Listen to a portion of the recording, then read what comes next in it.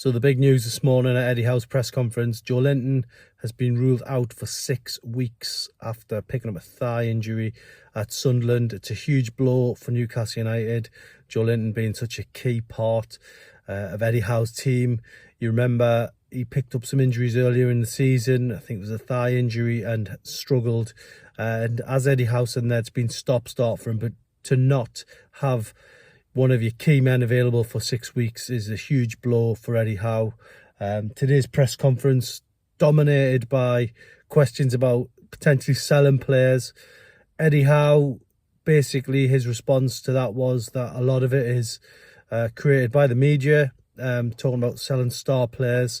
He kind of, denied that in a way, but in another way he said he can offer no guarantees because football is such a changing game now, because players will be sold because of FFP, and really Newcastle, if they got a huge bid on deadline day, they're probably not in a position to turn it down, because in terms of finances there is a gulf between Newcastle and tomorrow's opponents, Manchester City, for example.